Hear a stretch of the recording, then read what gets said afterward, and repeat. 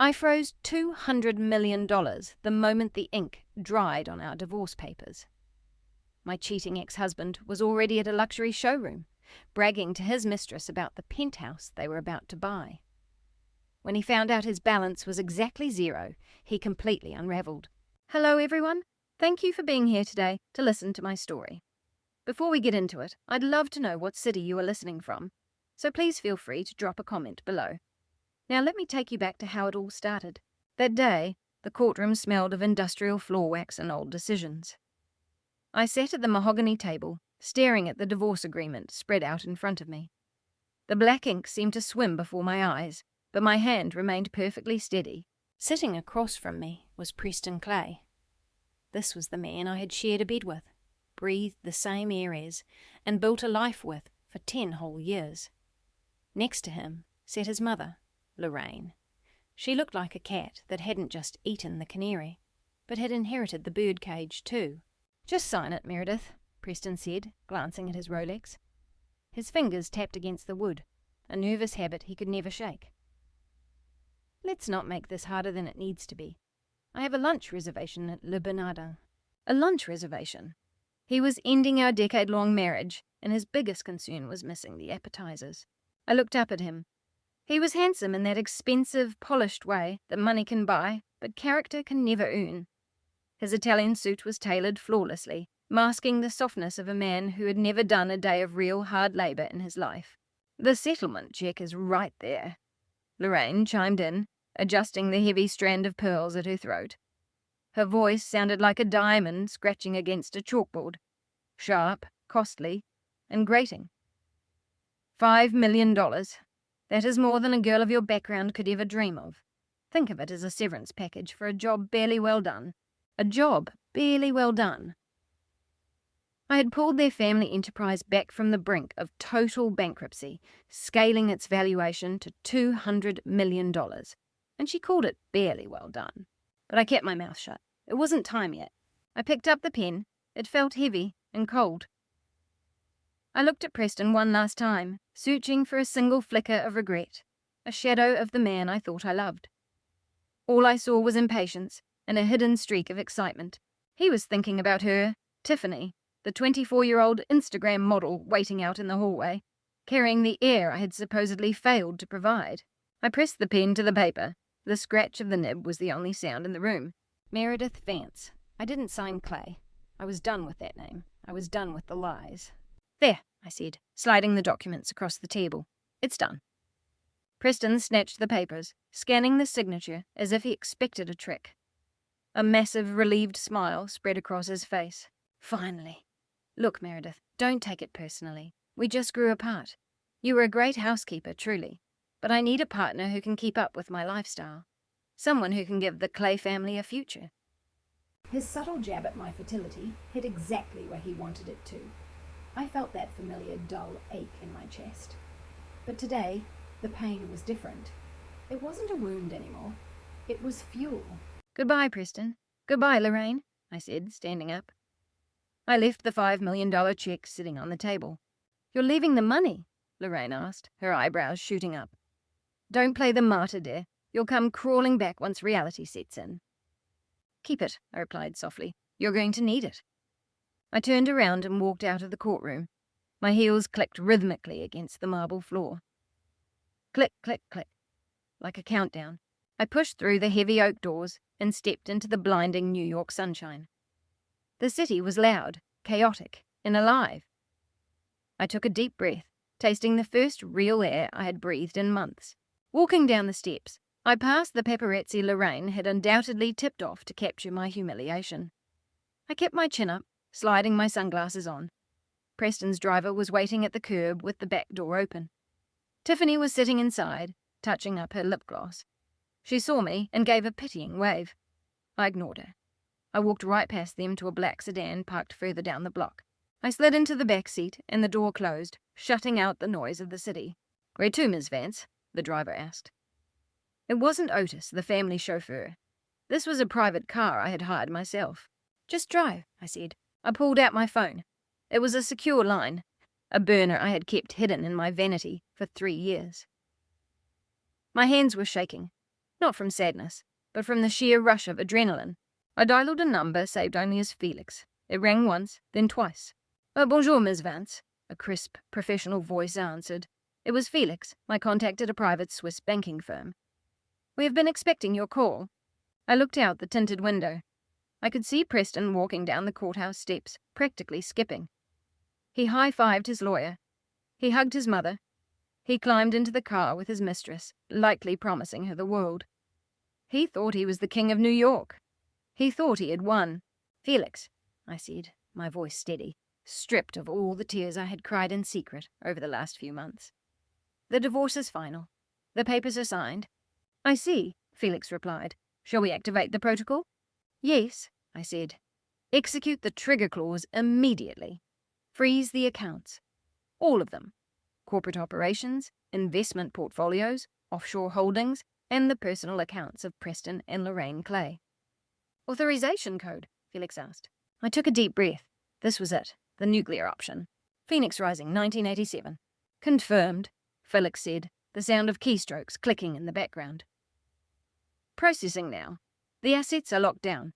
Total value, $212 million. The freeze is absolute. No funds move in or out without your biometric approval. Thank you, Felix. Ms. Vance, Felix added, his tone softening just a fraction. Is there anything else? Yes, I said, watching Preston's car pull into traffic, heading toward the luxury real estate district. Set the notification alerts to instantaneous. I want him to know the exact second his cards stop working. Now, have a wonderful day, Madam Chairwoman. I hung up and leaned back against the leather seat. A single tear escaped from beneath my sunglasses and tracked down my cheek. I wiped it away fiercely. I wasn't crying for him. I was crying for the girl I used to be, the one who believed in fairy tales. But that girl was gone. In her place stood the woman who held the keys to the kingdom, and I had just changed the locks. To understand why I, Meredith Vance, a woman who calculates compound interest faster than most people use a calculator, married a man like Preston Clay, you have to understand where I came from. I wasn't born with a silver spoon. I grew up in an Ohio state foster home, eating meals with plastic utensils. My parents died in a car crash when I was 4, leaving me with nothing but a blurry memory of my mother's laugh and a terrifying intellect that isolated me from other kids. I was the strange girl who read the stock market pages in the newspaper instead of comic books. Numbers made sense to me. People didn't. Numbers were reliable. They didn't leave, and they didn't lie. I climbed out of that system on a mountain of scholarships. After 4 years of eating instant ramen at MIT, I swept through my classes and graduated top of my finance program. I was 22, brilliant and completely alone. I moved to New York with one single goal, financial security. I wanted to build a fortress of wealth so high that nothing bad could ever touch me again. Then I met Preston. It happened at a charity gala a co-worker had dragged me to. I was standing in a corner, clutching a sparkling water, wearing a clearance rack dress, feeling like a complete fraud. Then he appeared, Preston Clay. At 24, he possessed the effortless, radiant confidence that only old money can buy. His smile seemed to pull all the light in the room directly onto you. You look like you're analyzing the structural integrity of that chandelier, he joked, handing me a fresh drink. I blushed. Actually, I was calculating the tax write-off potential of those floral arrangements. He threw his head back and laughed, a deep, warm sound that resonated right in my chest. He didn't think I was weird. He found me charming. For a girl who had been labelled quiet and intense her whole life, being seen as charming was intoxicating. We started dating, and Preston was everything I wasn't. He was social, relaxed, and fun. He brought me into his world. Weekends in the Hamptons, dinners at Percy, gallery openings. He made me feel safe. He made me feel like I had a home. But the cracks showed up early, even if I chose to ignore them with the blindness of first love. Preston was the heir to Clay Furnishings, a heritage business founded by his grandfather. But Preston didn't understand business. He treated the company like his personal piggy bank. I remember a night about 6 months into our relationship when he came to my cramped apartment, pale and panicked. "Meredith, I'm in trouble," he said, pacing the room. "I tried to do some currency hedging for the import division, and I think I ruined it. There's a margin call tomorrow." I took the laptop from his trembling hands. It was a complete disaster. He had essentially gambled away the company's supply chain budget. It took me 6 hours and 3 pots of coffee to restructure his debt instruments and plug the hole. When I finally looked up, my eyes burning, Preston was fast asleep on my couch. I should have left him right then.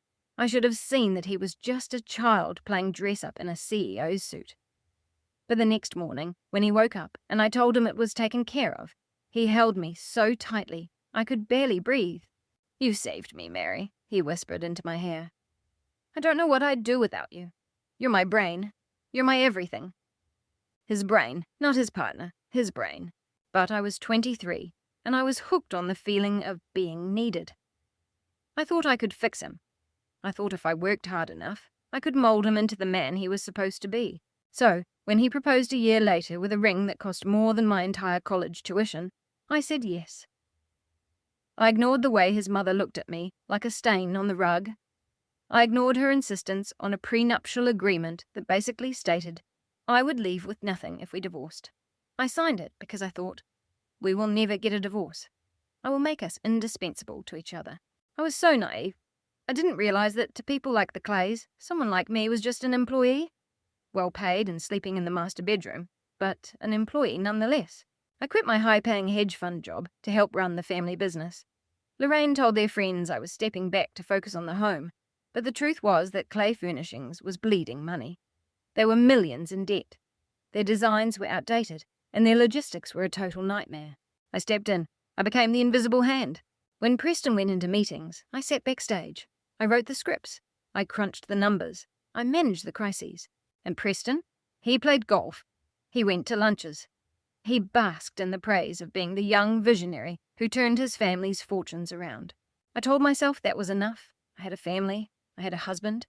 I belonged somewhere. I buried my own ambition under the guise of being a supportive wife, convincing myself that his success was our success. I remember the first time I saw that look in his eyes, the look that told me he actually believed his own hype. It was around our 3rd year of marriage. We had just closed a massive deal with a hotel chain, a contract I had spent months negotiating. At the celebratory dinner, he stood up to give a toast. "I just want to say," Preston beamed, raising his glass, "that natural instinct is something you can't teach. Some of us just have an eye for business." The whole table applauded. I applauded too, my smile tight and fragile. He didn't even look at me. He didn't mention my name. He truly believed his natural instinct had landed that deal, completely forgetting the 80-page risk analysis report I had forced him to memorize the night before. That was the exact moment the seed of resentment was planted. It lay dormant for years, watered by every slight, every dismissal, and every time Lorraine asked why I hadn't given them a grandson yet, as if my womb was the only value I could bring to the table. But the real turning point, the moment that gave me the power I hold today, happened 5 years ago. It had nothing to do with Preston. It happened with his father, Arthur Clay. It was a secret I kept from everyone, especially my husband. Arthur Clay was a harsh man. He was an old-school industrialist who built things with steel, not spreadsheets and algorithms. For the first few years of my marriage, he terrified me. He barely spoke to me, usually just grunting from behind his newspaper. I assumed he despised me, just like Lorraine did. I was wrong. He was observing. 5 years into my marriage, Arthur was diagnosed with aggressive pancreatic cancer. By the time they found it, he had months, maybe weeks left. The family went into a tailspin. Lorraine spent her time picking out mourning outfits that would look good in society magazines. Preston fell apart, not out of grief, but out of fear. He was terrified of actually running the company without his father's name as a shield. I was the one who pulled the late nights at the hospital. I brought my laptop and sat in the uncomfortable plastic chair by his bed, keeping the company afloat while the claymine crumbled. On a rainy Tuesday, about 2 weeks before he passed away, Arthur woke up. The medication cleared just enough for a brief window of alertness. The room smelled of antiseptic and dying flowers. "Meredith," he rasped. His voice, once a lion's roar, sounded like dry leaves scraping across pavement. I jumped up. "Mr. Clay, do you need water? Should I call the nurse?" "Sit down," he commanded, waving a frail hand. "Close the laptop. Stop working to make my son look competent for just 5 minutes." I froze, slowly closing the screen. I don't know what you mean, sir. Don't lie to a dying man. That's bad manners. He coughed, a wet rattle. I've known for years. I see the reports, Meredith. I know Preston. He can't even read a balance sheet. He thinks he beats it as an island in Greece. The shift to sustainable materials, the logistics overhaul, that wasn't him. It was you. I stayed silent, my heart hammering against my ribs. Why do you do it? He asked, his eyes piercingly sharp and blue, locking onto mine. Why do you let him take the credit? Why do you let Lorraine treat you like a decorative vase? Because he's my husband, I said, my voice trembling. Because I love him, and because I want this family to survive. Arthur sighed, closing his eyes for a moment. Loyalty, a rare commodity, highly dangerous when misplaced. And my son is the wrong place. He tries hard, I defended weakly. And he is weak, Arthur interrupted, the monitors ticking faster. He is weak, vain, and easily led. Lorraine spoiled him. If I die and leave the company to him, he will destroy it within 2 years. Or worse, he'll dismantle it and sell it off for sports cars and... He reached out and grabbed my wrist. His grip was surprisingly strong. I built this company from a woodworking shop in a garage. I will not let it be ruined by the inadequacy of my own genes. I need an heir, a real one. Mr. Clay, there's no one else, I said gently. There's you. He pressed the call button by his bed. A moment later, a man walked in. It wasn't a nurse. It was Felix, the banker from Zurich, accompanied by a notary I didn't recognize. What is this? I asked, standing up. This, Arthur said, is the Clay family blind trust. I had my lawyers draft it months ago. I was waiting to see if you were strong enough to take it. Take what? Ownership, Arthur said. I am transferring 80% of the voting shares, my entire controlling stake, into this trust.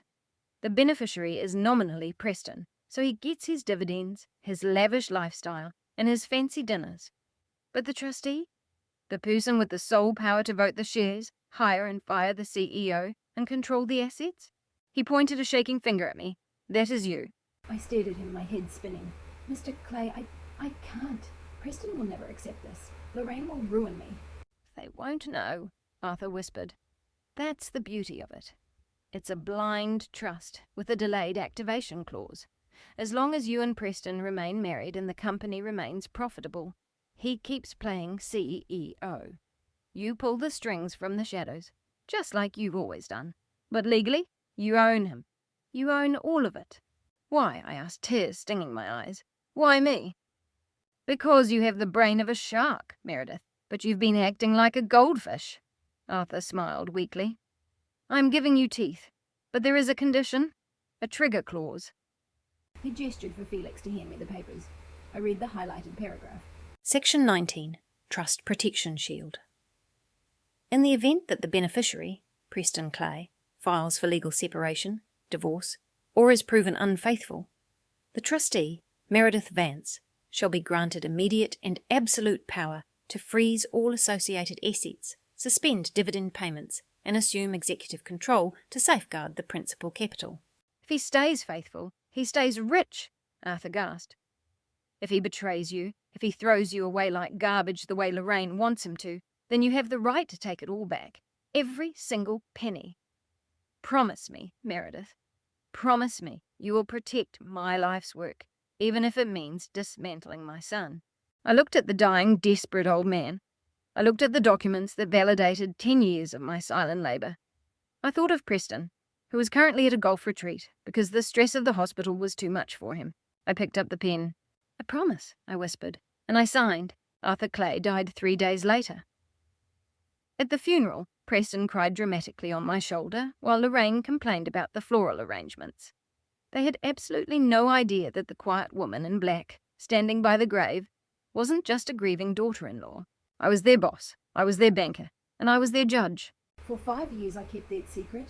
I locked it away in the deepest part of my mind, praying I would never have to use it. I worked harder than ever. I turned Clay Furnishings into Vance and Clay, even though I let them keep my name off the building. I launched the EcoSmart line. I quadrupled our revenue. I gave Preston everything. I gave him success, respect, and wealth. I waited, hoping Arthur was wrong about his son. But Arthur wasn't wrong. He was a prophet. For the past 5 years, My life became a masterclass in compartmentalization.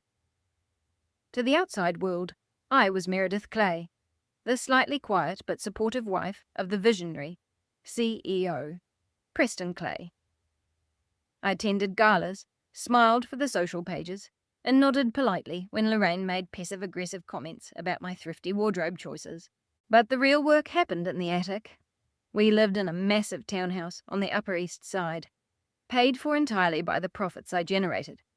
I claimed the small, drafty attic room as my hobby space. Preston thought I was scrapbooking or reading romance novels up there. Lorraine called it my sulking room.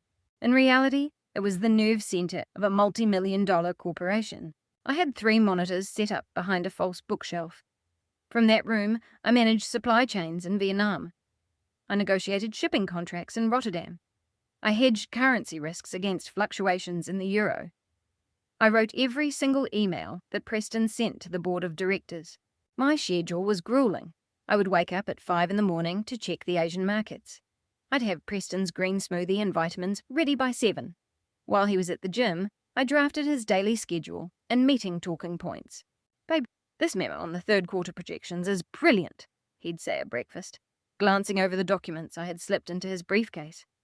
I was actually thinking about this exact strategy while I was in the shower. "I know you were," I'd say, pouring his coffee. "That's why I typed it up." He'd give me a quick, distracted kiss on the forehead. What would I do without my little assistant? Assistant, that's what I had become to him. Not the architect of his empire, but an assistant. The only other person who knew the truth was Elena.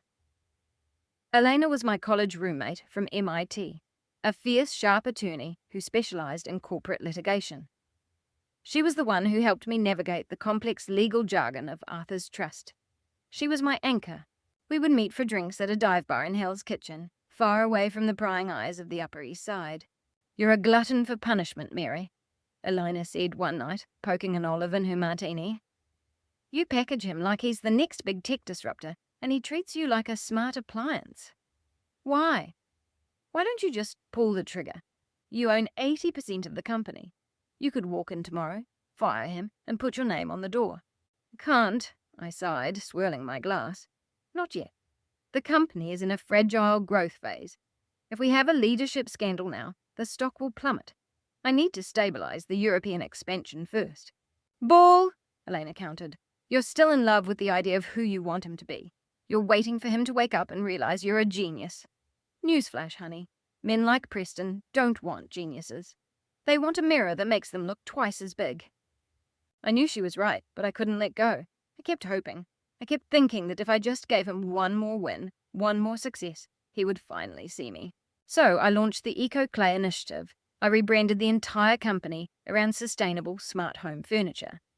It was a massive financial risk. I leveraged our assets to build a new manufacturing plant in Ohio. For 6 months, I worked 20-hour days entirely from my attic, communicating with engineers and designers under the pseudonym MV Consultant. It was a home run. The new line sold out within weeks. The stock price soared, and the company's valuation hit $200 million. The night Forbes published the article, titled Preston Clay. The Green King of Furniture, we hosted a massive party at the townhouse. Champagne flowed like water. Everyone was there. Senators, celebrities, competitors. I stood near the kitchen door, checking on the catering staff. I was wearing a vintage dress I loved, but compared to the sparkling gowns of the socialites in the living room, I looked plain. I watched Preston hold court in the center of the room. He was glowing, holding up the magazine with his face on the cover. "It takes vision," he told a crowd of admiring women. "You have to be willing to take risks. Everyone told me solar integrated tables were foolish, but I said, no, this is the future." I felt a sharp tap on my shoulder. It was Lorraine, holding an empty tray.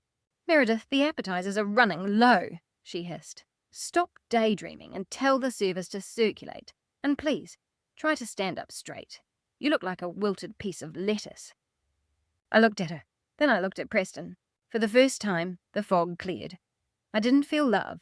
I didn't feel the urge to protect them. I just felt completely exhausted. I walked into the kitchen, but instead of talking to the caterers, I poured myself a glass of Preston's expensive vintage scotch. I drank it down in one shot. That was 6 months ago.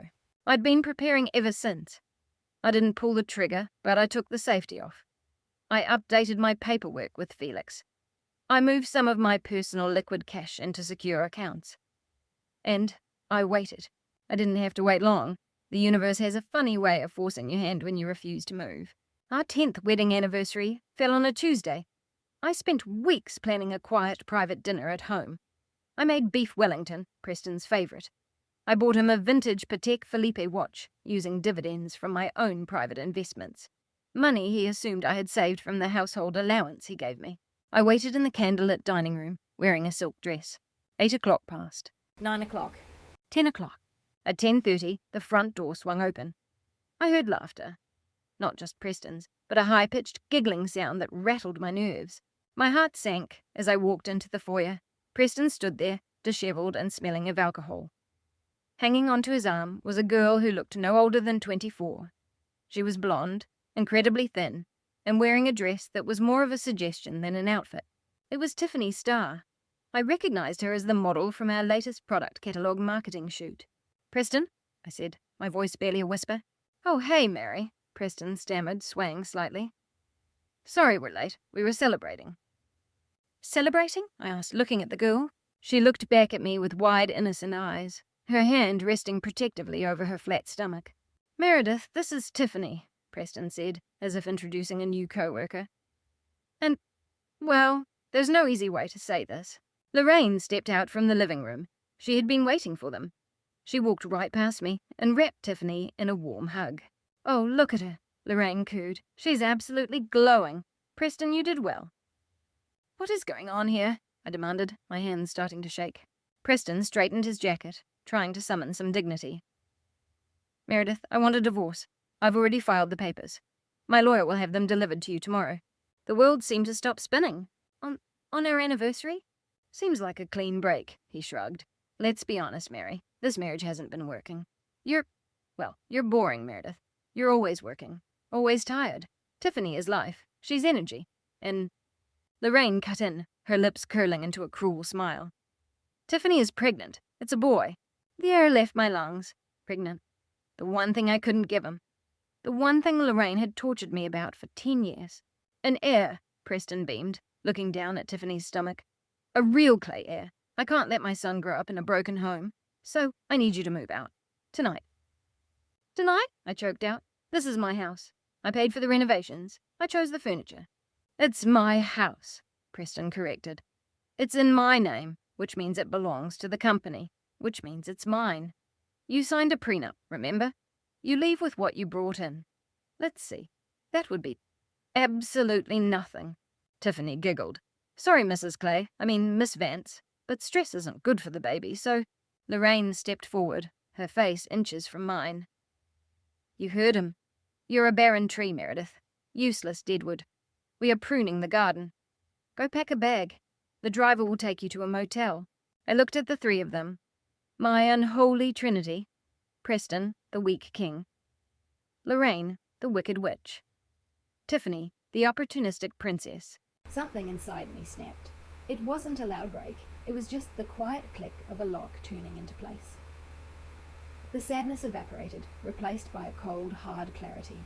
Arthur Clay's promise echoed in my mind. If he betrays you, take it all back. "I see," I said. My voice was perfectly flat, which seemed to startle them. The room grew quiet. "I won't need a motel," I added, "and I won't be using your driver." I walked up the stairs to the bedroom. I didn't pack clothes. I packed my laptop. I packed the hard drives containing the trust codes. I packed the photographs of my parents. When I came back downstairs, they were already opening a bottle of champagne in the living room. "Goodbye, Preston," I said, standing at the door. Yeah, take care of yourself," he waved, not even turning around. "Don't forget to leave the keys." I dropped the keys onto the entryway table and stepped out into the cool New York night. I pulled out my burner phone and texted Elena. "It's starting. Prep the war room." That was 3 days ago. Today, I signed the papers. Today, I stopped being a wife. I became the trustee. And the real show was about to begin. Preston didn't waste a single second. Less than an hour after leaving the courthouse, my tracking alerts went off. I still had access to the system because I was the administrator for the family's cloud accounts. He was at the Obsidian Tower, Manhattan's newest and most ostentatious, ultra-luxury high-rise. It fit his character perfectly. Preston loved shiny objects that lacked substance. I sat in my temporary command centre, a suite at the St. Regis, paid for with my own money, not his. I opened my laptop and called Felix on speakerphone, watching the live banking transaction logs populate the screen. He's attempting a transaction, Felix noted calmly. Let him try, I said, taking a sip of espresso. Where is he exactly? The sales office for Obsidian Real Estate. The attempted clearing amount is $5 million. A down payment. I closed my eyes, visualizing the scene. I knew exactly how it would play out. Preston Clay walked into the showroom with Tiffany on his arm, acting like he owned the place. She wore oversized sunglasses, touching her stomach as if she carried a prize. The sales team swarmed around them. Mr. Clay, it's an honor, the lead agent gushed. We have the paperwork ready for the penthouse duplex. Private pool, 360-degree city views. It's the crown jewel. Only the best for my new family, Preston announced loudly, making sure the other clients in the room could hear. He kissed Tiffany's cheek. See, babe, I told you. The queen of the castle. It's amazing, babe, Tiffany squealed. Can we decorate the nursery in imported marble? Well, whatever you want, Preston grinned. He reached into his crocodile skin wallet and pulled out his black card. The Centurion. The card with no limit. The ultimate symbol of his power. He handed it to the agent with a flourish. Put the $5 million down payment on this. I'll wire the rest next week. The agent took the card respectfully. Of course, Mr. Clay. Just one moment. Preston leaned against the marble counter, tapping his fingers.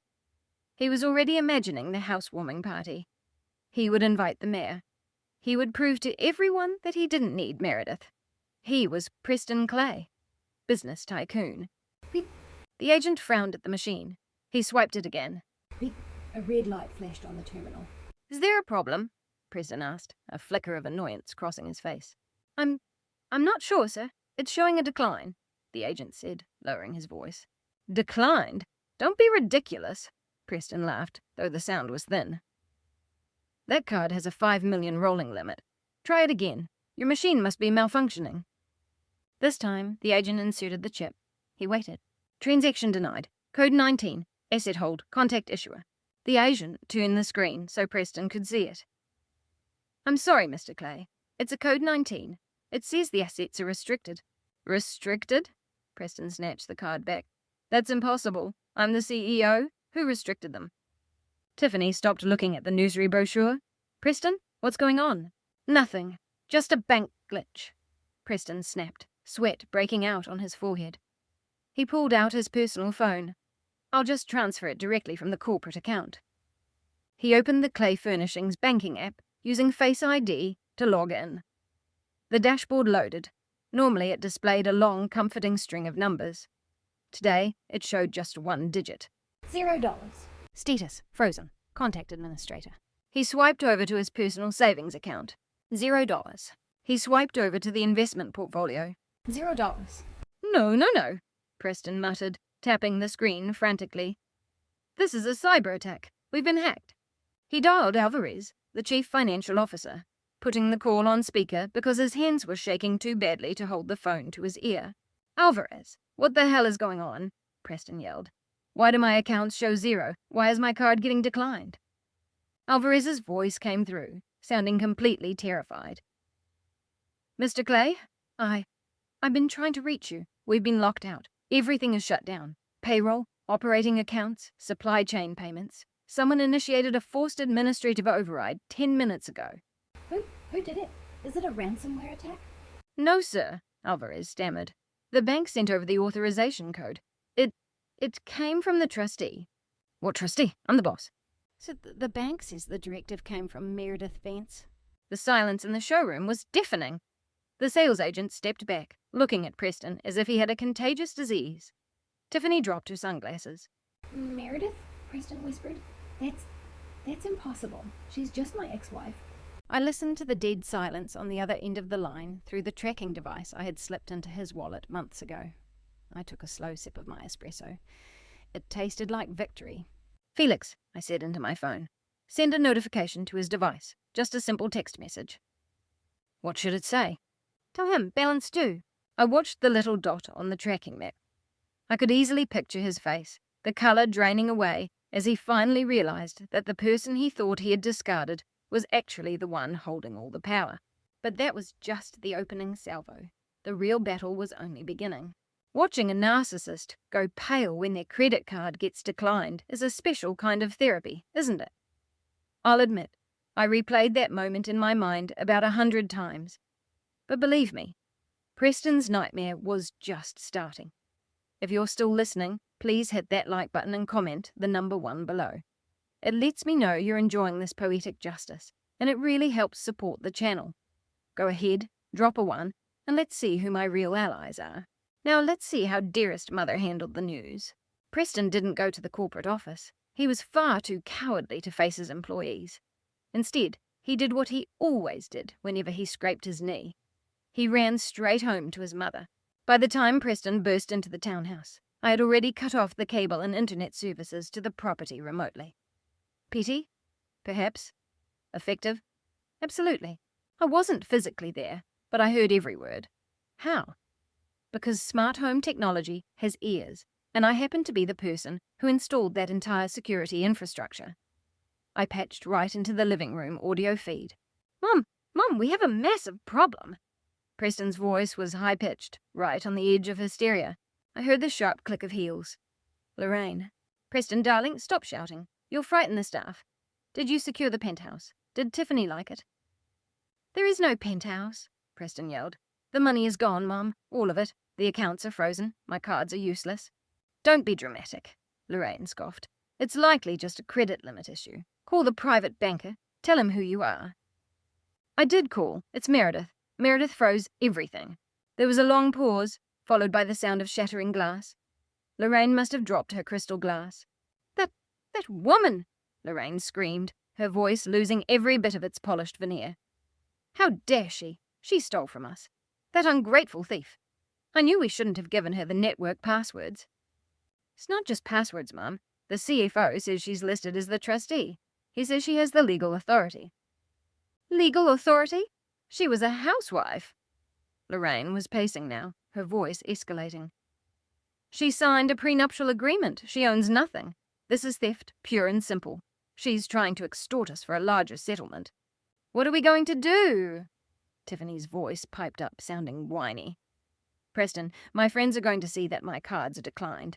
This is going to end up in the tabloids. You promised me security. Be quiet, you foolish girl, Lorraine snapped. Focus.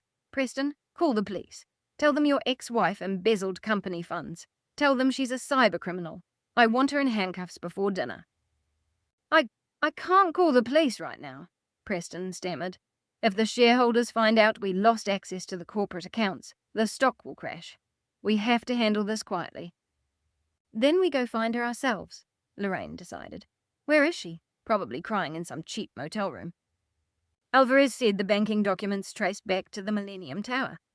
The Millennium Tower, Lorraine gasped. That's the most expensive residential building in the city. How could she possibly afford to stay there? I don't know. Maybe she's spending our money. Yeah, go get the car, Lorraine commanded. We are going down there. I'm going to drag her out by her hair and force her to unlock those accounts. She thinks she can play games with the Clay family. I'm going to teach her a lesson about status that she will never forget. I listened to them scramble, grabbing their coats and yelling at the confused house staff. I couldn't help but smile. Come on, Lorraine, I thought to myself. I am not in a motel, and I am definitely not crying. I turned off the audio feed and faced Elena, who was sitting on the white velvet sofa, reviewing a stack of paperwork. They're on their way, I told her. Elena lit a cigarette, her eyes gleaming behind her glasses. Perfect, she said. The security team has already been briefed. The front desk has strict orders, and I have the apartment deed ready to show them. Do you think they'll try to involve the authorities? I asked. Let them, Elena laughed. Law enforcement doesn't deal with hurt feelings, Meredith. They deal with legal contracts, and we hold the ultimate contract. I walked over to the floor-to-ceiling windows. From 50 floors up, New York looked like a massive grid of glowing lights. Somewhere down there, a black sedan was speeding toward me, carrying 3 people who thought they were wolves. Little did they know, they were driving straight into a trap. The Millennium Tower was an absolute fortress. It didn't just have doormen, it had a high-end security team that looked like they belonged in a corporate defense firm. 3 years ago, I bought this penthouse under a shell company called Nemesis Holdings. It was my financial escape pod, paid for entirely by my private investments in tech stocks and crypto, assets Preston didn't even know existed. Watching the lobby security monitors, I saw Preston's car screech to a halt outside. Lorraine burst out first, looking like a whirlwind of fury in her Chanel outfit. Preston followed right behind her, pale and anxious, while Tiffany trailed at the back, looking confused and frantically deleting her drafts about buying a penthouse on her phone. They marched right into the lobby.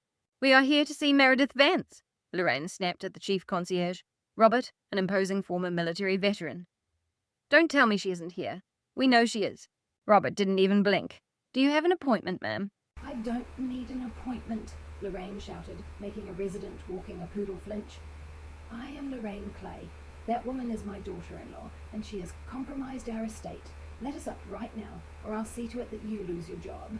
"I'm afraid Miss Vance does not accept unannounced visitors," Robert replied smoothly. "If you continue to cause a disturbance, I will have to ask you to leave." Listen to me, you glorified doorman. Preston stepped forward, trying to flex his CEO authority. I am Preston Clay. I run businesses in this city. My ex-wife is up there with my assets. Call whoever you want, but I am getting on that elevator today. He tried to push past, but that was a mistake. 2 massive security guards stepped out from the shadows, blocking his path. They didn't even touch him, but their physical presence formed an instant wall. So step back, one of the guards warned. Just as the situation looked like it was going to boil over, the elevator doors chimed open. Elena walked out. She looked impeccable in a sharp grey suit, holding a leather briefcase. She didn't look at Preston or Lorraine. She just glanced at her watch. "You're late," Elena said. "Meredith expected you 10 minutes ago. Traffic must be terrible." "Who are you?" Lorraine demanded. "Where is that coward Meredith?" "My name is Elena Rossi. I am Miss Vance's personal attorney," Elena said calmly. "And Miss Vance is upstairs in her own home, enjoying a glass of wine. She has absolutely no desire to see you. However, she authorized me to give you this." Elena pulled a document from her briefcase and handed it to Preston. "What is this?" Preston asked, his hands shaking. "It's a copy of the deed to this penthouse," Elena explained. "Purchased 3 years ago. Paid in full by Meredith Vance. The funds have absolutely zero connection to Clay Furnishings. This is just to clarify that she is not spending your money. She has plenty of her own." Lorraine snatched the paper, her eyes scanning the details.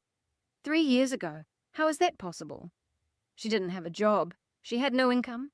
She had a brain, Elena said, her voice ice cold. And that seems to be a rare commodity in your family.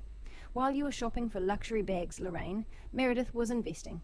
Her independent net worth is higher than your entire company was worth before she saved it. Preston looked like he had been punched in the chest. She has her own money? Why didn't she tell me?" "Because you would have spent it, Preston," Elena said. "Just like you spent everything else." This is a lie, Lorraine screamed, tearing the paper in half. She's manipulating the books. I want to see her. Tell her to come down here and face me.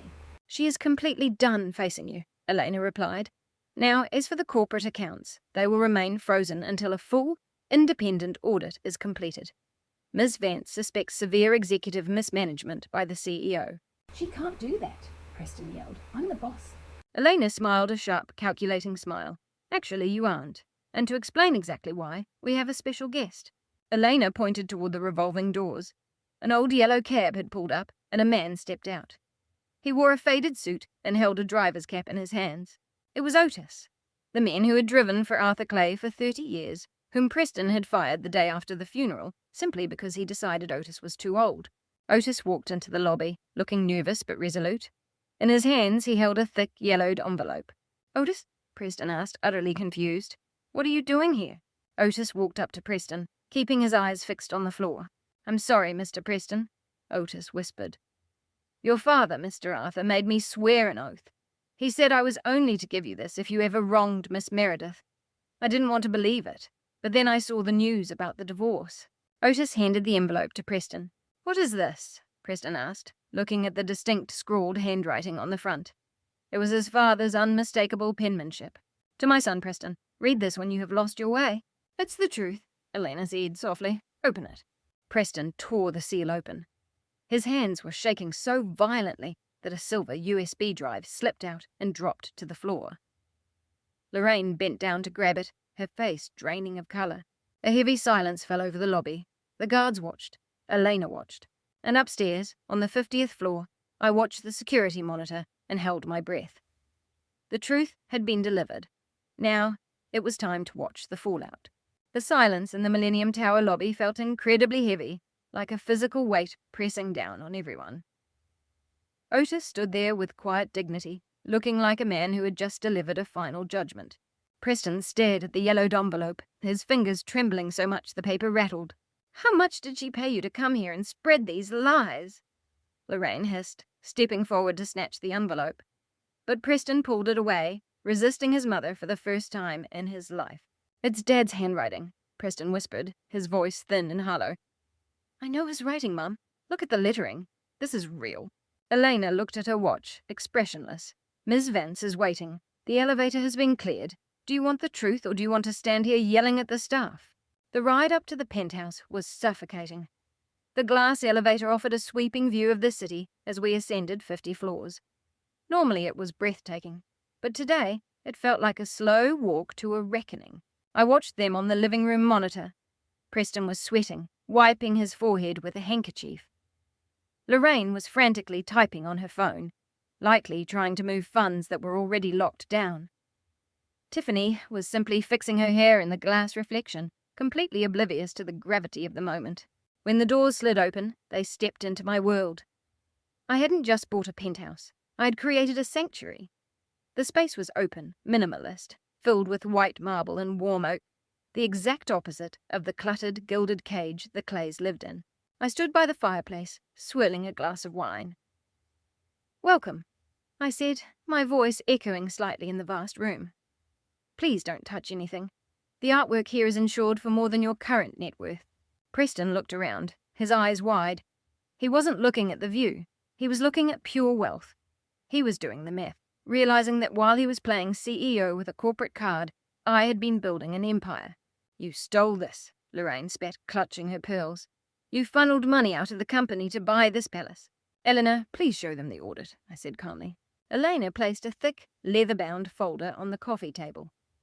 Every dollar Meredith invested came from her personal trading accounts, independent assets, and consulting fees from outside firms. "Everything is entirely transparent, Mrs. Clay. Certainly more transparent than your intentions." "The envelope, Preston," I commanded. "Open it." Preston tore it open, and the small silver flash drive dropped into his palm along with the letter. He unfolded the paper and read it silently. His face went from pale to a sickly pale grey. "Read it out loud," I said. Preston swallowed hard. "To my son," he read, his voice raspy. "If you are reading this, it means you have failed. You let your ego blind you to the absolute treasure you had in Meredith. You proved exactly what I always feared. You are just a boy playing dress-up in a man's suit." "He didn't write that," Lorraine screamed. "He loved us." "Plug the drive into the media screen, Preston," I told him. He walked over to the massive display, like a man defeated. He plugged it in. The screen flickered, and there he was. Arthur Clay. He looked younger, but clearly ill, sitting in his study, the very room Lorraine had converted into a yoga studio a week after he passed. He looked directly into the camera. "Hello, Preston." "Hello, Lorraine," Arthur said. His strong, booming voice made Preston instinctively step back. "If Meredith is showing you this, it means the trigger clause has been activated. It means you, my son, were unfaithful, and it means you, my wife, were cruel." Arthur leaned forward on the screen. "I built Clay Furnishings with hard work and sacrifice. I didn't build it so you could buy sports cars, Preston, or so Lorraine could host parties for people who secretly dislike her. I knew about your debts from college. I knew about the failed investments you tried to hide from me. You have absolutely no natural instinct for this business." Preston sank down onto my white rug, staring up at his father. "But Meredith..." Arthur's expression softened. I watched her. I saw her fix your mistakes late into the night. I saw her rewrite your proposals. She has the mind of a true executive. I set up the blind trust to protect the company from your recklessness, Preston. I made her the trustee because she was the only one who could save us. She holds the voting rights. She holds the control. As long as you respected her, you remained a beneficiary. Arthur took a deep breath on screen, coughing slightly. If you betray her, the trust cuts off your access completely. You will be left with nothing. The house, the cars, the accounts, they belong to the company. And the company belongs to the trustee. The video went black for a second, then Arthur returned. Meredith, if you are watching this, I am sorry for placing this burden on you. I am sorry for making you manage a grown man. If they have pushed you to this point, show no hesitation. Protect the legacy. Let the consequences fall where they may. The screen went completely black.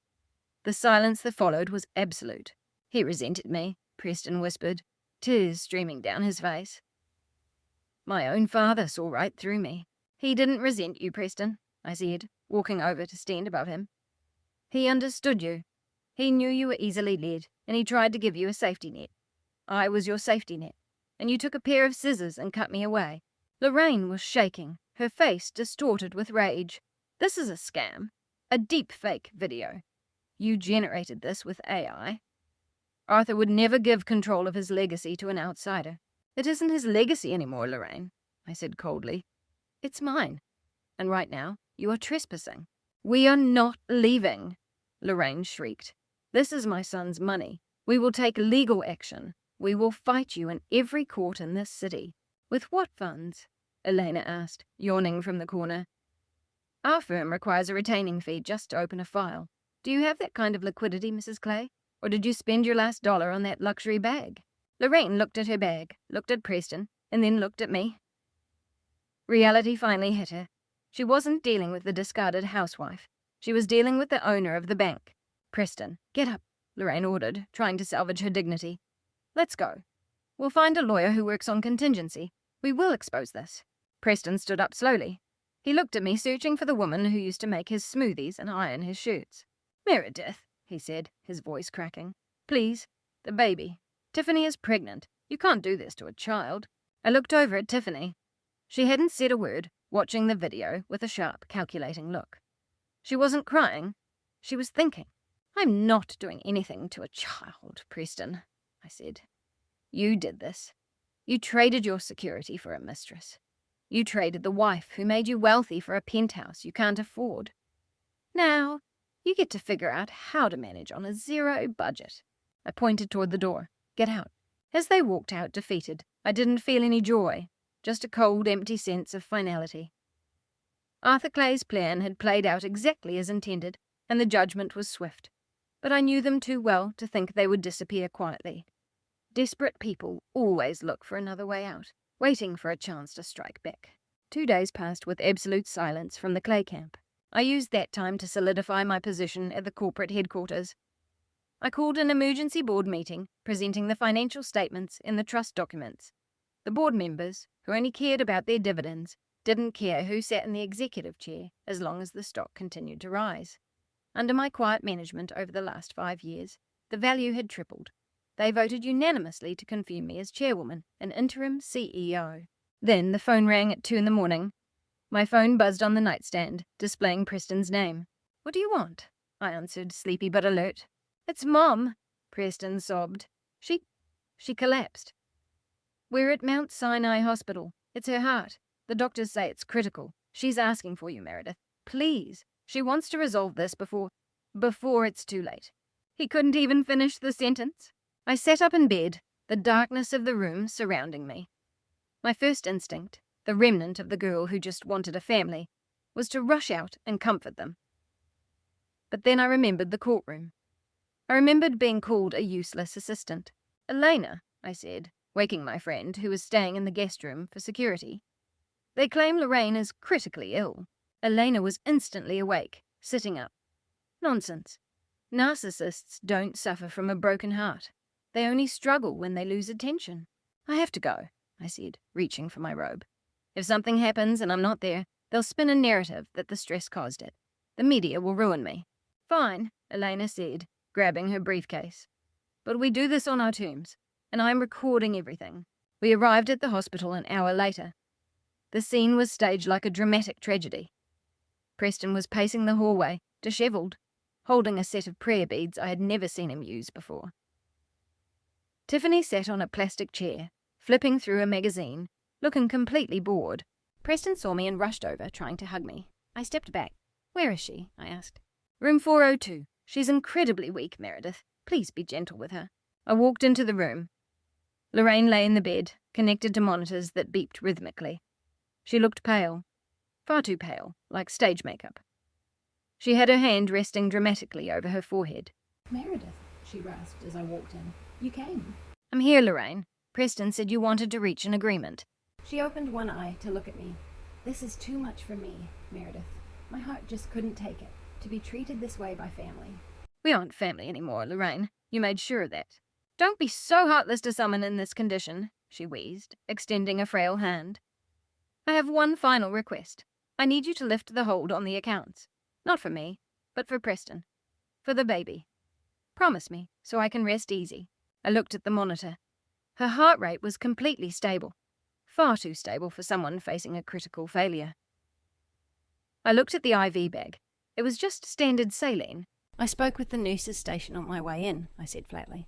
Elena stepped up behind me, holding a clipboard. "Lorraine Clay's medical chart," Elena read aloud. "Admitted for mild shortness of breath and anxiety symptoms. Blood work normal. EKG completely normal. The only elevated reading is cortisol, likely due to stress or performance." Lorraine sat straight up, the fragile act vanishing instantly. "You bribed the staff." "No, I am listed as the primary guarantor on your insurance policy, which I pay for," I said. "Or rather, used to pay for. The premium is due tomorrow, and since the accounts are locked, I suggest you recover quickly. This private room costs $3,000 a night."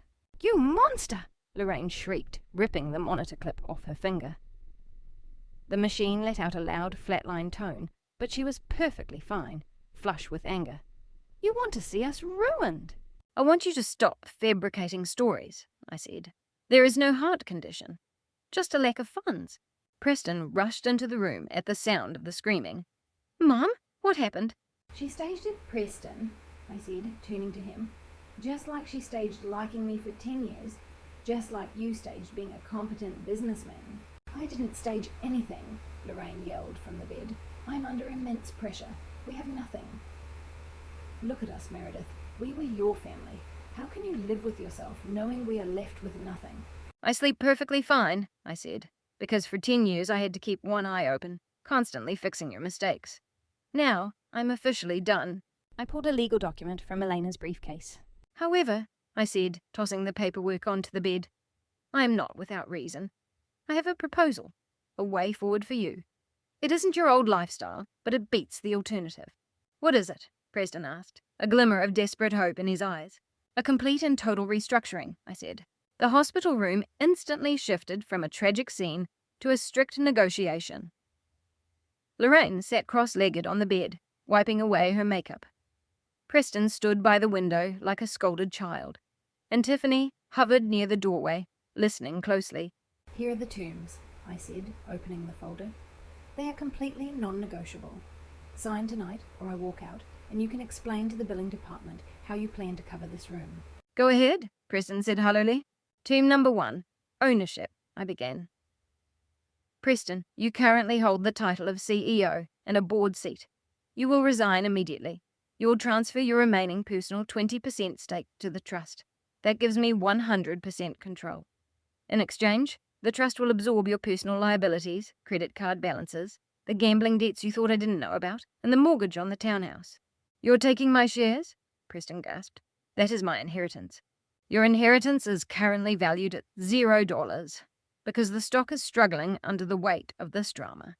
I am offering to clear your debts in exchange for those shares." "Fine," he whispered. "What else?" "Term number 2, employment," I continued.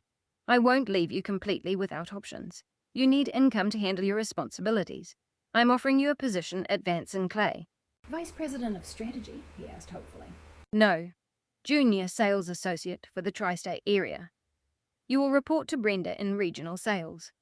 Base salary is $80,000 plus performance incentives. You drive your own car and you cover your own lunch. Brenda! Preston looked terrified. She resents me. She's been trying to get a meeting with me for 5 years. Well, now she's your boss. Be respectful, Lorraine interrupted. What about me? Where am I supposed to live?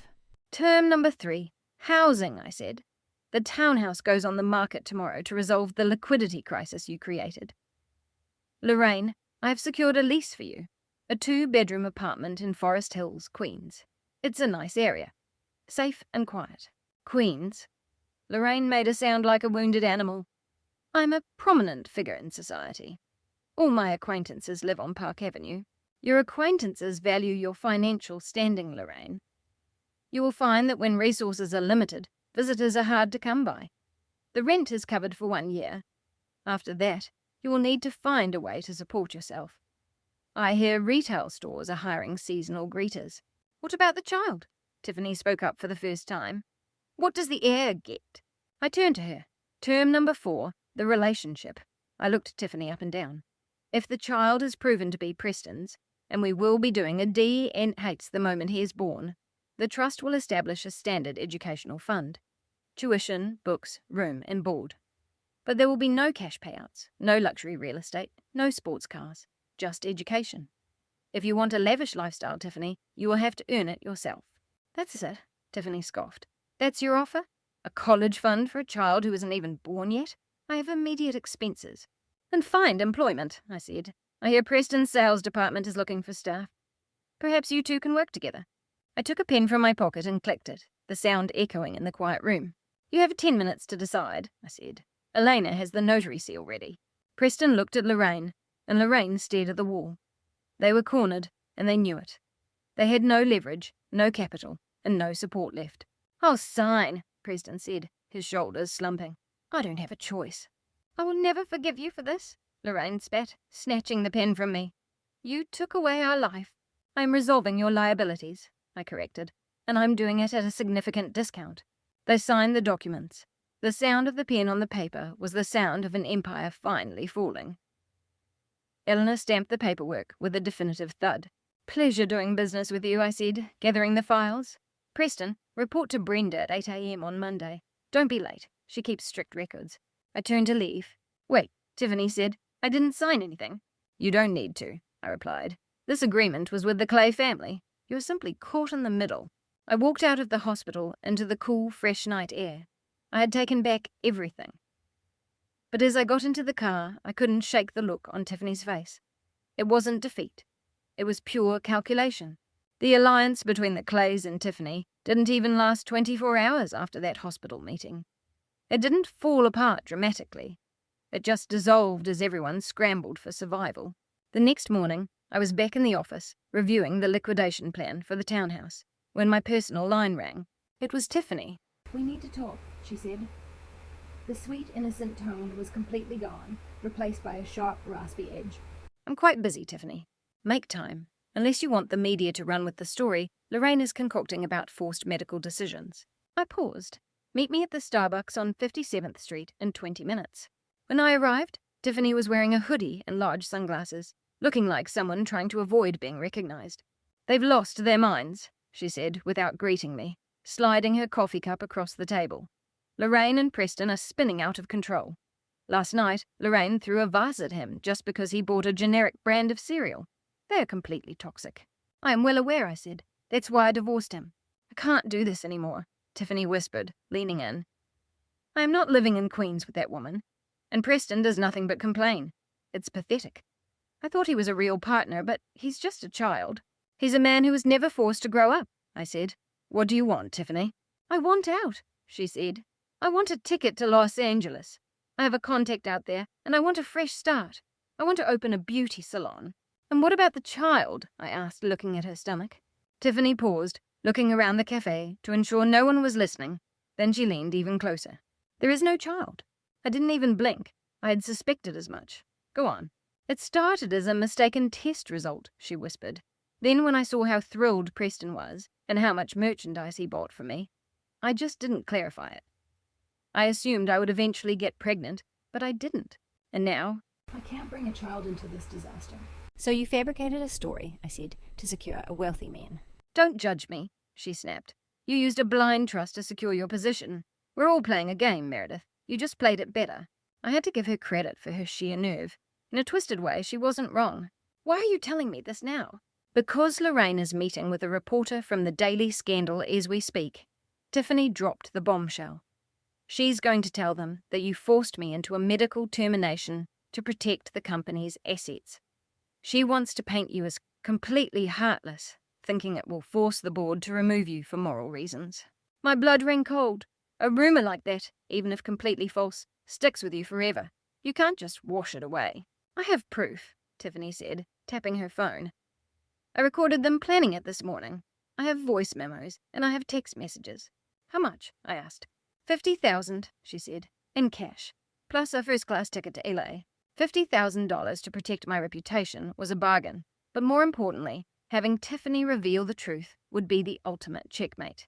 I'll give you 20,000 right now, I said. The remaining 30,000 comes after you stand beside me and tell the truth publicly. A press conference? Tiffany looked anxious. If you want the funds, you have to earn them, I said. You have to expose their fabrication in public. You have to be the whistleblower. She weighed her options, looking at her reflection in the window, a young woman who made a high-stakes gamble and lost. Fine, she said, but I'm going straight to the airport the moment it's over. Deal. Before I could even coordinate the press event, the storm broke. Lorraine didn't wait. She leaked the story to the Daily Scandal that very afternoon. I was in a meeting with the European logistics team when my phone started blowing up with notifications. Elena rushed into the room, pale. Turn on the television, she said. Every news outlet was running the headline, The Ice Queen's Ultimatum. CEO accused of forced termination to eliminate heir. They showed a serious picture of me leaving the courthouse, alongside quotes from a close family source, clearly Lorraine, claiming I was consumed by revenge and disliked children. The online reaction was immediate and fierce. Meredith Vance is a monster. #boycott Vance Clay. Money can't buy a soul. I sat at my desk, watching the hateful commentary scroll across the screen, my hands shaking. I had anticipated a battle over assets, but I didn't expect them to attack my basic humanity. The board is calling, Elena said, looking at her device. They want a public statement. The stock dropped 8% in an hour, and advertisers are pausing their campaigns. They are fabricating this, I said, my voice tight. There is no child. There never was. It doesn't matter, Elena replied. Perception is reality right now. You look like a bitter ex-wife, using her authority to crush a young woman. It fits every negative stereotype of a bitter, resentful woman. Lorraine knew exactly which emotional buttons to press. I felt sick to my stomach. I had built my entire life on facts, data, and the truth. Now I was drowning in a sea of fabrications. I walked to the window and saw protesters downstairs, holding signs that read, Shame on Meredith. I want to step away, I whispered. I have the resources. I could just liquidate the holdings and disappear with my millions, leaving them to manage the ruins. Elena walked over and grabbed my shoulders, turning me around to face her. Look at me, she said fiercely. That is exactly what they want. They want you to break. They want you to run. If you walk away now, it looks like an admission of guilt. You will always be the villain in this story. Arthur didn't hand you this company because you were gentle. He handed it to you because you are a strategist. Be a strategist, Meredith. I looked at my friend, thinking about the 10 years I spent fixing Preston's mistakes, and the nights I spent upset over our struggles to conceive, while enduring Lorraine's mockery. The sadness vanished, replaced by a cold, burning determination. Coordinate with the PR team, I said. Book the main auditorium. Notify every major network, CNN, Fox, MSNBC. Everyone. What are you planning? Elena asked. I'm going to expose the truth completely, I said. I'm going to show everyone exactly how far desperate people will go. I called Tiffany. It's time, I told her. Go to the designated safe location. My security team is on the way to pick you up. Are you certain about this? Tiffany asked, her voice trembling. Lorraine keeps texting me, saying if I stick to the narrative, we can secure millions in a settlement. Lorraine is misleading you, Tiffany, just like she misled me. You have one opportunity to be on the winning side of this. Don't waste it. I hung up and sat at my desk, opening Arthur's files. The documents I had kept hidden, detailing Preston's mismanagement, the critical emails from Lorraine, and the final piece of the puzzle, the recording Tiffany gave me of the conspiracy. I wasn't just going to clear my name. I was going to finish this once and for all. The next morning, the silence at the Vance and Clay headquarters was immense. We didn't issue statements or post updates. We simply placed a dark screen on our website with a single countdown timer. The truth, 4 p.m. The anticipation was tangible. The media loves a high-profile controversy, and they were circling. Preston and Lorraine seemed emboldened by my silence, appearing on a morning talk show. Lorraine shed perfectly timed tears, while Preston looked somber, holding a pair of baby shoes as a clear prop. "I just wanted to be a father," Preston told the host. "Meredith took my company, my residence, and now she wants to take away my future. It's cruel." I watched from the green room of the auditorium, dressed in sharp architectural white. I looked focused and determined. "They are undermining their own position," Elena said, watching the monitor. He just claimed under oath, well, television oath, that the child was real. "Excellent," I said. "The fall will be much harder." At 3:30, Tiffany arrived, visibly shaking. I handed her a glass of water. "You don't even have to look at them," I said. "Just focus on the camera and tell your story. The vehicle is waiting to take you straight to JFK afterward." "Why are you assisting me?" Tiffany asked. "I was involved with your husband." "Because you were a pawn," I said. "And unlike them, you recognize when the game is lost." By 3:55, the auditorium was completely packed. I noticed Preston and Lorraine sitting in the very front row. They actually had the audacity to show up, likely expecting me to announce a settlement, looking entirely smug. Lorraine even waved to a reporter she knew, completely unaware that the ground beneath them was about to give way. "It's time," Elena said. I walked onto the stage, the camera flashes hitting me like a physical wave. I stood at the podium and waited for a full minute in absolute silence until the murmurs in the room died down completely.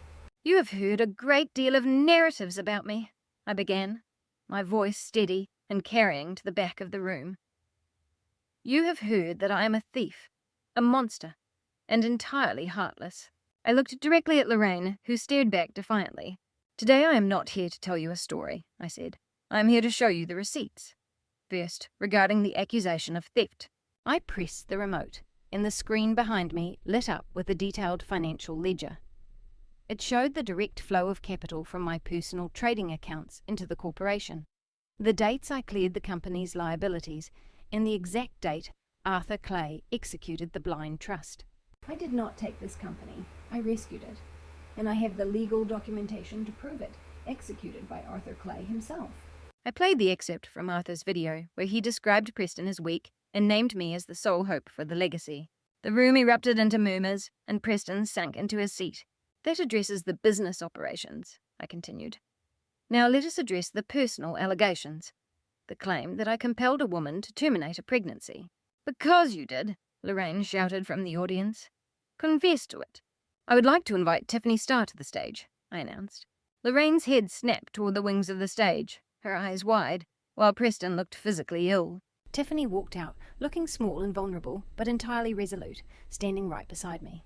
"Tiffany," I spoke into the microphone, "is there a child?" Tiffany leaned into the mic. "No." The room went wild. "Liar!" Preston stood up and yelled. "She paid you to say that." "There never was a child," Tiffany continued, her voice growing stronger. "I fabricated the story because I wanted Preston's wealth, but then I realized he didn't actually have any." She pointed directly at Lorraine, and she knew it too. "I informed her 2 days ago that I wasn't pregnant. Do you know what she told me?" Tiffany held up her phone and hit play. Lorraine's sharp, clear voice echoed through the entire auditorium. "It doesn't matter if it's true or not, you foolish girl. We just need the media to believe it. We'll claim the stress caused a miscarriage, and we'll take legal action for damages. Just play the part and cry." The audio cut off, leaving the room in absolute stunned silence. Lorraine froze, her mouth open but unable to make a sound. The camera lenses zoomed in on her face, capturing every ounce of her exposed deception. "That," I said, pointing to the audio waves still displayed on the screen, "is the character of my accusers. They invented a child and a crisis, willing to exploit a complete fabrication just to damage my standing." I looked down at Preston. "Preston, you didn't even know, did you?" You believed the lie because you wanted to believe you were a man capable of building a legacy. But you were just a puppet. Preston looked at Tiffany, then at his mother, the realization of total betrayal hitting him completely.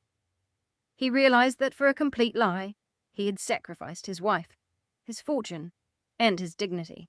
I didn't know, he stammered toward the cameras. I swear. It's far too late, Preston, I said. Security, please escort Mr. and Mrs. Clay from the premises. They are trespassing.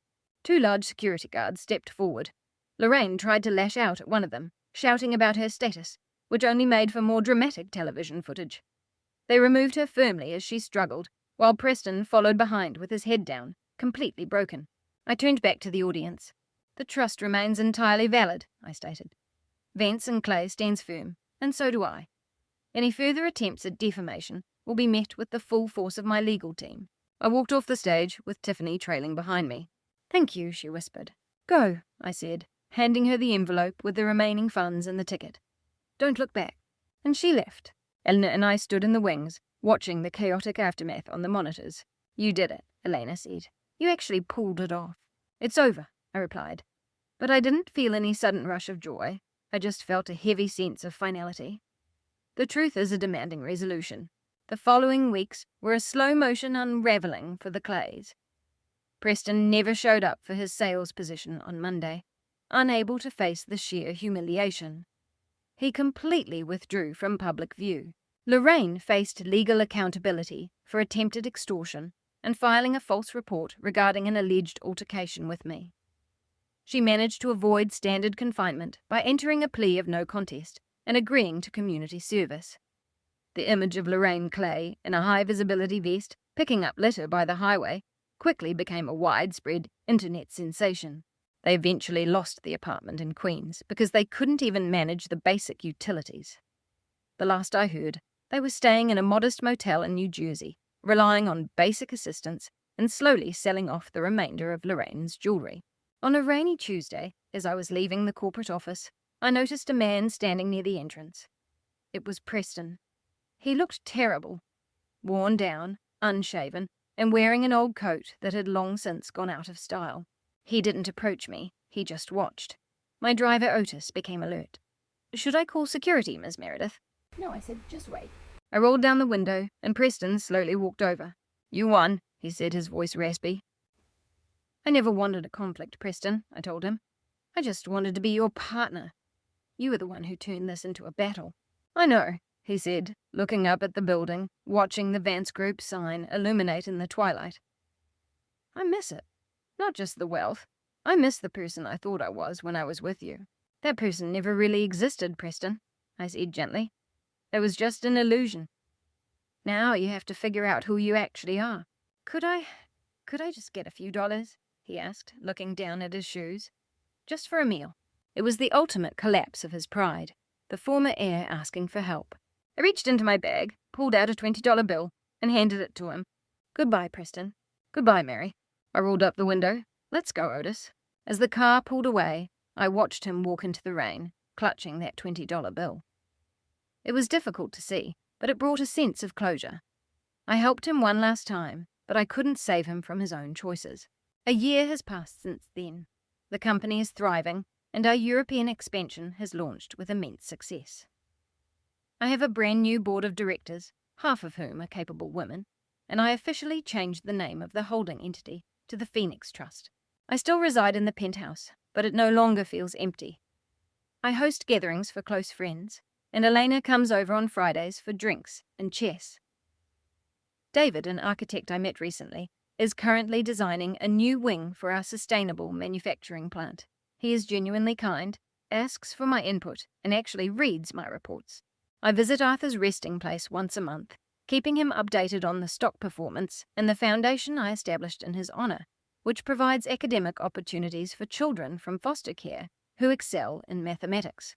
I kept my commitment, Arthur, I say to him. The legacy is perfectly secure. My journey serves as both a lesson and a promise, a reminder that your value is never defined by who you marry, the name you carry, or what others say about you. Value is entirely built by what you create with your own efforts. I spent a decade working in the shadows. Now, I am a steps ahead, and the outlook from here is absolutely incredible. If you currently feel overlooked or taken advantage of, refine your strategy, focus on your calculations, and wait for your moment. Your opportunity will come. I am Meredith Vance, signing off. Thank you for listening to my story. Replaying these moments wasn't easy, but it was necessary. If you appreciated seeing accountability prevail, please leave a like on this video and subscribe to the channel. Let me know in the comments if you've ever had to tap into your inner strength to navigate a difficult situation. I'd love to hear your experiences. Stay resilient, stay sharp, and never let anyone compromise your hard work or your spirit. Take care.